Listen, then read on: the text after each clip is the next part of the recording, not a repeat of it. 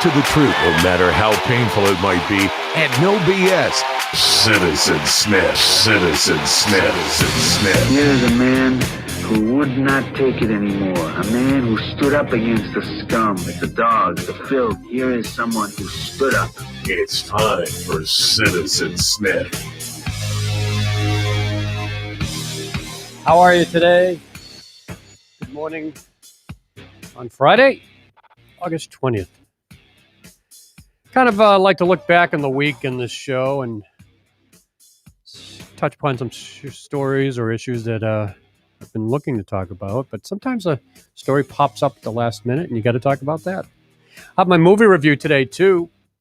Free Guy, starring Ryan Reynolds. It's one of those movies that I went in apprehensive and came out smiling. But we'll talk about that later for the movie review. First, let's start talking about this new Jeopardy host, Mike Richards, was so lucky to get this iconic position for one of the great TV gigs of all time. He's a lucky guy. Replacing Alex Trebek, who passed away, as we know. Well, that didn't last long. He quit. What? He quit? Yeah. Wasn't he like the producer or something for a long time as well? Yeah, he was the executive producer, I guess. Couldn't handle it, huh? No, something came back from his past that wasn't good from a podcast he did. And controversy erupted from things he said. And when you look at kind of the comments he made in the podcast, it's Pretty bad? Yeah, it's not good. You got to watch what you say when you do a podcast. Yeah, you do. Oh, man. This keeps happening. These guys, people. yeah, everybody Thanks. bites the dust in this day and age of culture check. And comment check, man. If you make a comment 3 or 4 years ago, it's out there on a podcast. They're going to find it, and it's going to bite you in the ass, and you're going to bite the dust. Yeah, so he used to do this. Mike Richards used to do this podcast called The Random Show, RANDUMB Show. 41 episodes. The Ringer broke this story. I'm using Esquire here for some of the comments because I read the New York Times article. They didn't say the comments that he made that were controversial. This goes back to 2013, 2014 when Richards hosted the show and was the executive producer on The Price is Right during that time. Those are some great gigs he's got there, too. Yeah, and then they unearthed some of these comments, and it's a head scratcher. He's obviously an off-the-cuff, casual, anything goes type show, The Random Show, co-hosted by Richards, Beth Trefon, Richards' former assistant, and Jen Bisgrove, the podcast producer and Richards' then assistant. So throughout the entire show, Richards displays this is what Esquire is writing in their article, a troubling pattern of misogyny. In one episode, when Triffin mentions hosting a booth at the Consumer Electronics Show, Richard refers to her as a booth hoe or a booth slut and a booth stitute. In another episode, Richards claims that women, quote, dress like a hooker on Halloween. Yeah, it just goes on and on with some of the comments. Richards repeatedly referred to larger women as Huskadoos. And one of the more controversial comments he made about Jewish people, saying in another episode, when the subject of big noses came up, Richards said, quote, Ixnay on the Osnay, she's not a Uj. What the hell? And he made disparaging comments about poor and God. unhoused people, saying when Trifon mentioned problems in her apartment, he said, quote, does Beth live like in Haiti? Doesn't it sound like that? Like the urine smell, the woman in the moo-moo, the stray cats, end quote.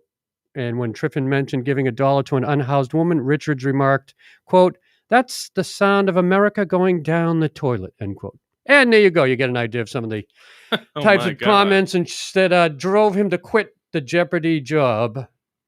Wow. And after the Ringer put out the story, that podcast was scraped from the internet.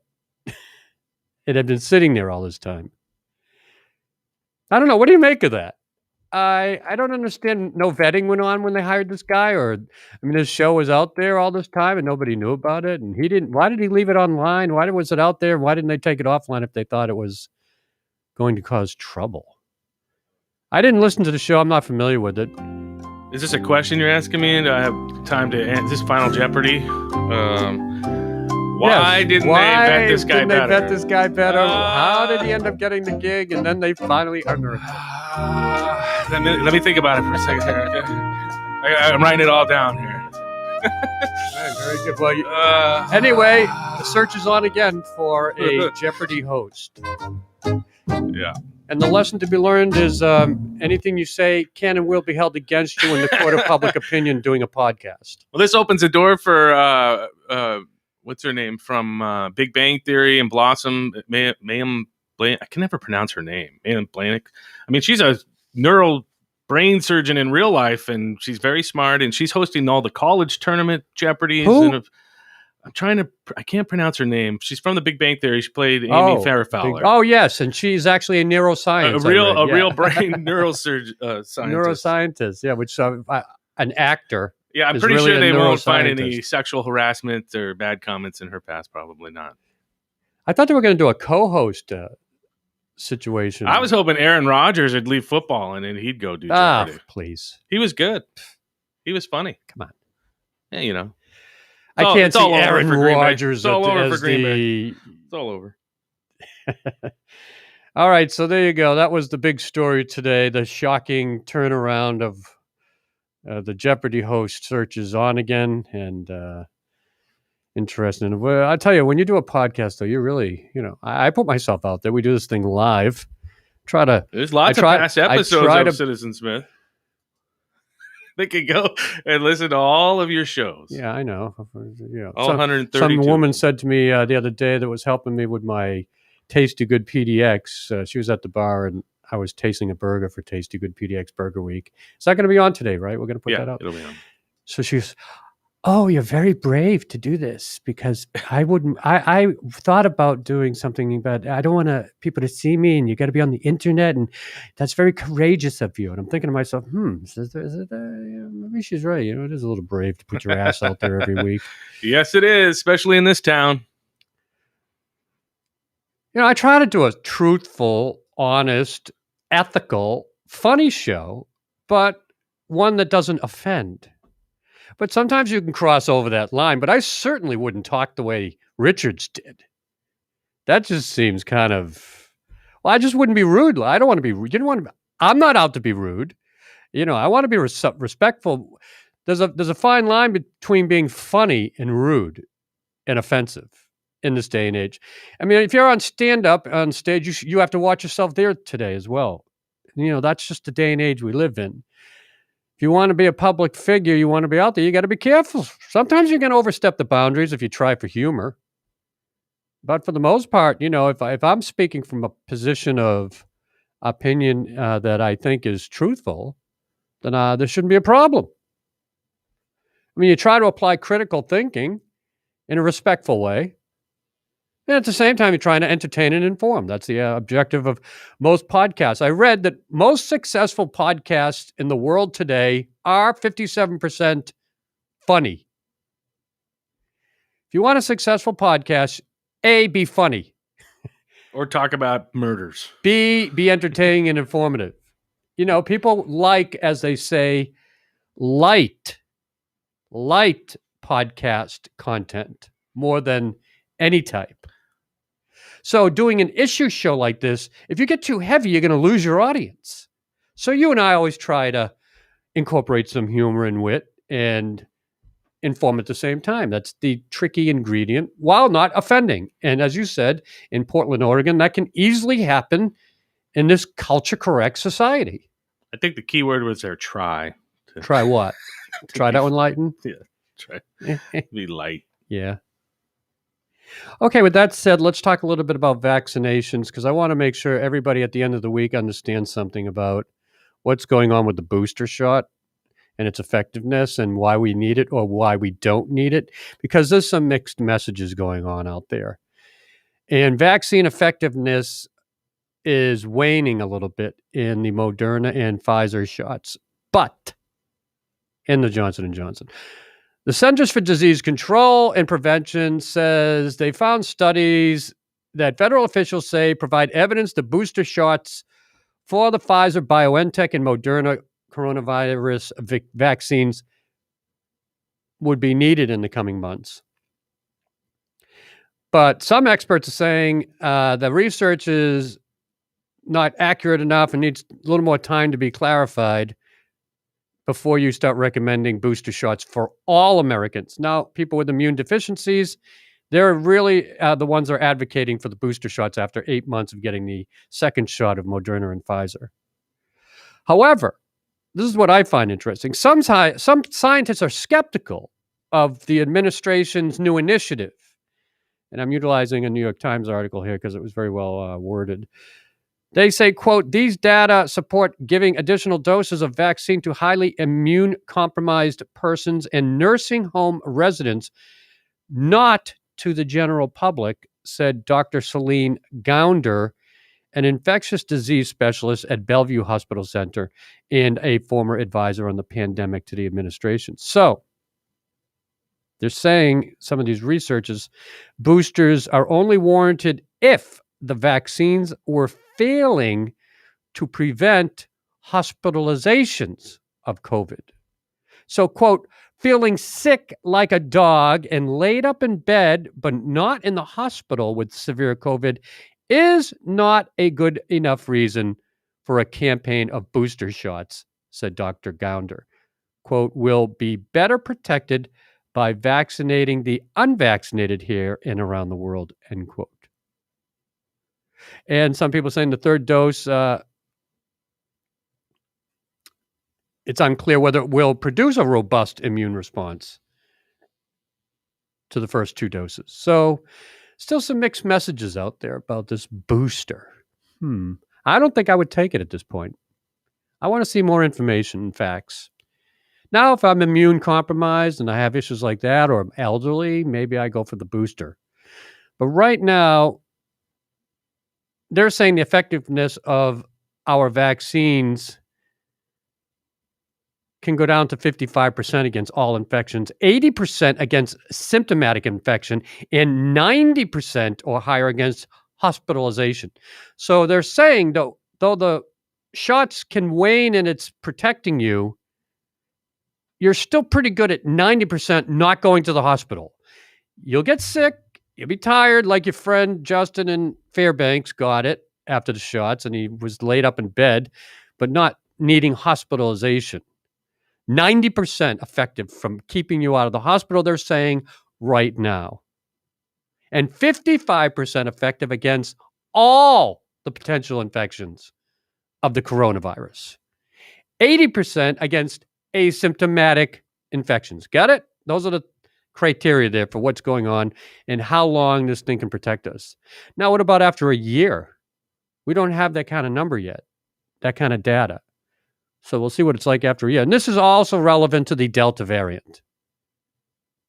That's the reason for these numbers shifting and the immune system not being as strong, because the Delta variant is a super coronavirus that's stronger and can get around some of our protective immune systems brought on by the vaccine that we got.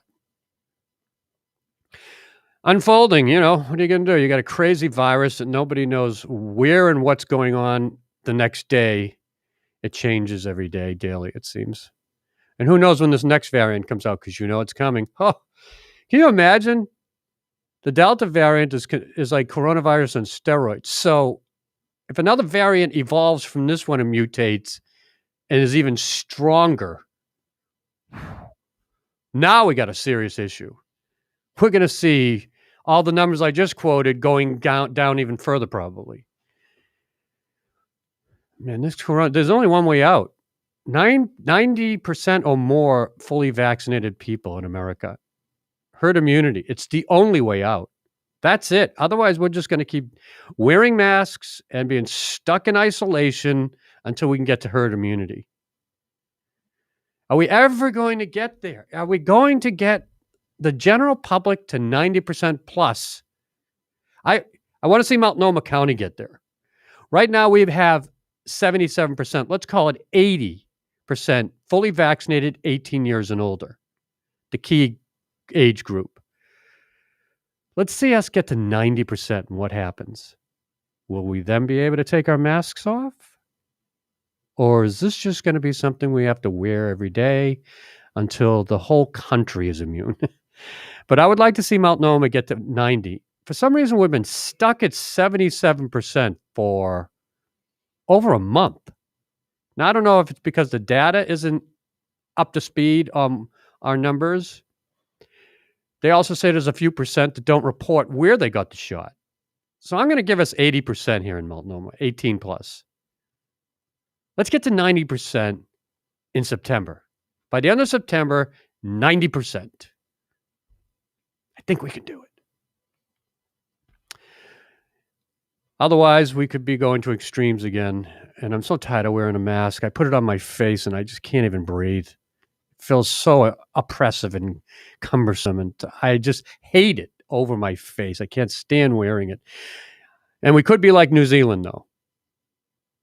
They're back in nationwide lockdown because of a locally transmitted COVID-19 case in the community that appeared. And an unvaccinated 58-year-old man in the county's largest city, Auckland, tested positive for the virus. The man had traveled to other parts of the country and had no obvious link to the border. So New Zealand will be now under the strictest lockdown level for the next week or so, or 3 days starting. They started on Tuesday, but that's how quickly they went into a complete lockdown. Nip that shit in the bud. They didn't even mess around. Yeah, they're done. Done.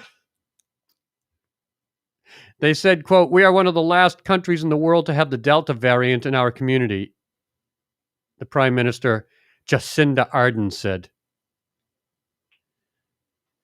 And New Zealand has been praised for its handling of the virus, which saw it close its borders to almost all foreign nationals early and impose strict state-run quarantines on incoming travelers. So they've avoided the major outbreaks that have occurred in the rest of the world. Get her done. They've had fewer than 3,000 COVID-19 cases and only 26 deaths in its population of about 5 million people. There you go.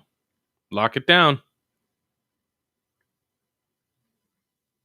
But they have less than 20% of the population fully immunized. Huh. So they've strictly went to a lockdown situation, closing their borders off, and that in itself has prevented. But I thought it was miswritten. 20% of its population slow to vaccinate. So I don't get it, man. If they're so responsible, why the heck aren't they more vaccinated? If they do that, they'll have no problem. They don't have to be in lockdown all the time. Interesting. They went the complete opposite direction. Instead of pushing vaccination, pushing lockdowns and quarantines for nationals or internationals. Different approach, but eventually I figure they're going to get fully vaccinated, right? Anyway, that's what could be going on. I just don't want to see us go into lockdown, right? Wouldn't that suck? Please, just, we're going the opposite route. Fully vaccinate, wear masks, avoid lockdown. Economic fallout of that is bad. So that brings me to, college is starting August 28th or so, most of going back to school. Yeah, I see them all the time. I live near Pacific University there in Forest Grove, and they're just parents bringing them in, packing them in. So the question is, mandate vaccination for college students or not to? Some colleges are, 700 to be exact at this point, mandating vaccines for students. I'm not sure what's going on in Oregon. I assume there's some that are doing it because there's a cost involved. For example, the University of Texas in Austin, student vaccination rates are 60%, and 80% would cost the school about $4 million to prevent the spread of COVID. They do not have a mandate. And they were only expecting 60% of their students to be vaccinated. And if 80% are vaccinated, they said that they will have symptomatic testing done. And for those students who aren't vaccinated, they have to do a weekly test of whether they have COVID. That's pretty strict. I'd just as well get vaccinated to have to be subjected to more tests every week. Contract tracing, quarantine housing, and online classes.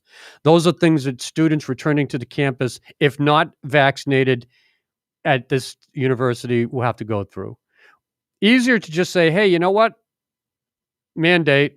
You want to come to college? You have to have the vaccination. Isn't that the easier way to go here? Because the Supreme Court justice said you can do that.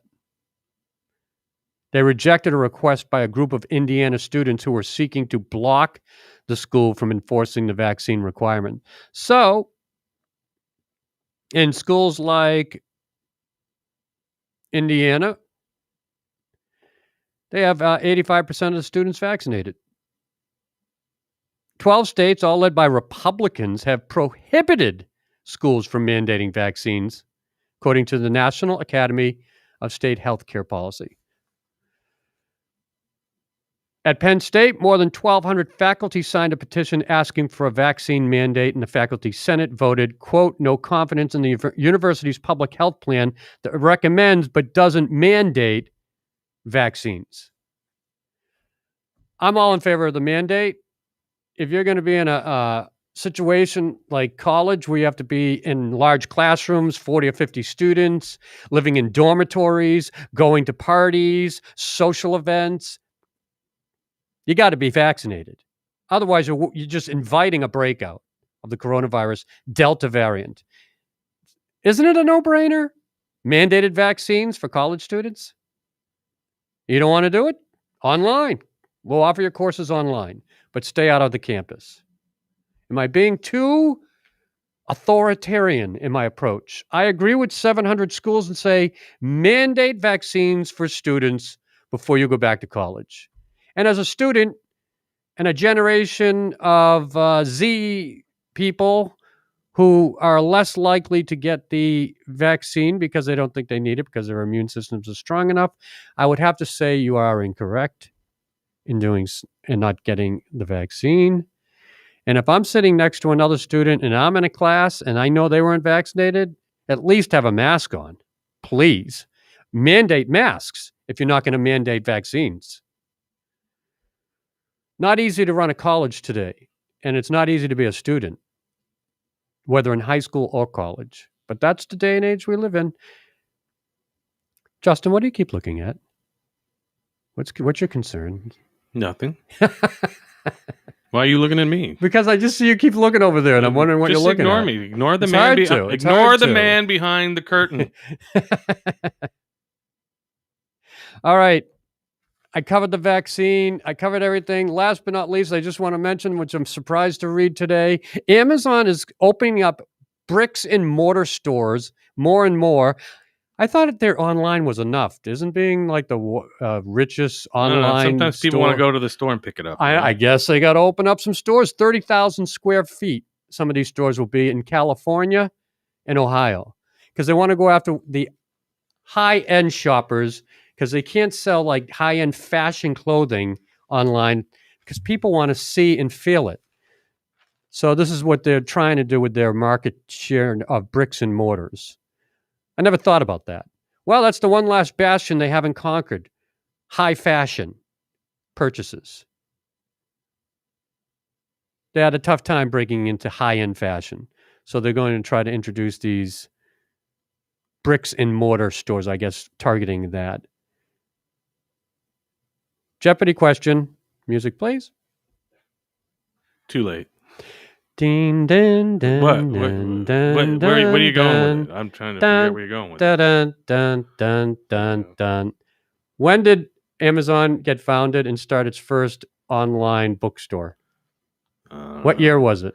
1992. Oh, you're very close, but incorrect. 1994, Okay. when they began as an online bookseller.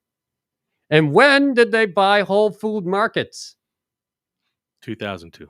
2017. Oh wow! So it took them a while. And when did it open its first physical store? 2015, they opened a Yesterday. bookstore in Seattle. And that completes my trivia questions on Amazon today. Last but not least, it's time for my movie review.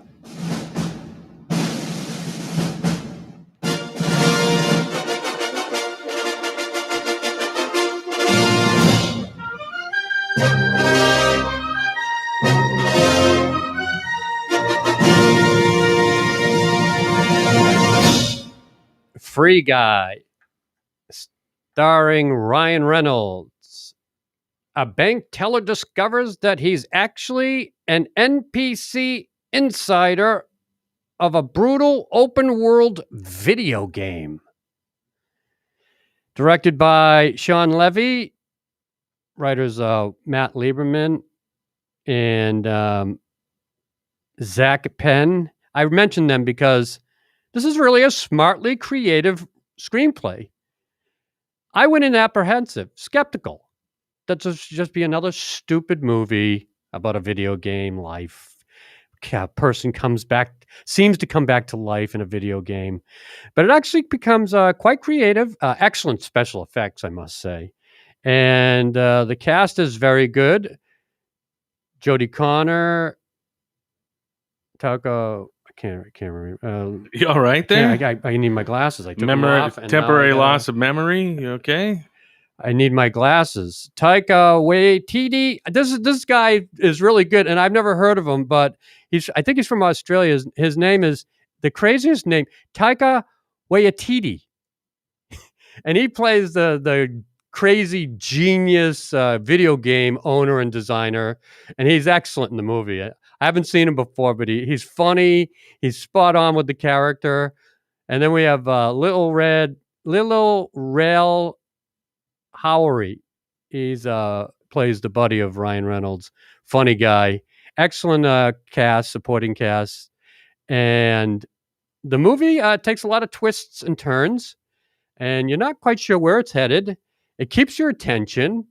You think it's going to stagnate, but it doesn't. They throw a little plot twist at you. Ryan Reynolds is fantastic as a naive video creation character who somehow becomes an AI that can self-evolve. But the video game owner doesn't want him to, and it must be destroyed. Anyway, it's creative, funny, and the backdrop of the city, which you won't pick up, but I did, is Boston. I noticed Chinatown areas, financial district buildings. They kind of keep it in the background so you don't know what city it is. I remember Ryan Reynolds was there filming last summer, I believe. They were finishing up some of the shots. And so when I was watching, I was like, I know that building because I was living there just before I came to Portland and working in the Chinatown district. Anyway, Free Guy gets a full bag of popcorn. Very good.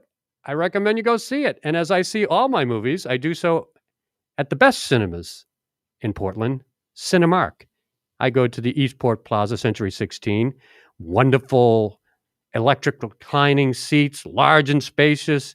Big screen I saw it on. Auditorium 8 is the biggest one in that Cinemark building. I love the cinema experience, especially seeing a movie like this with the special effects. Go see it at the theater. See it at Cinemark. And that does it for today's show. Enjoy your Friday. Have a great weekend. I will talk to you on Monday here at Citizen Smith.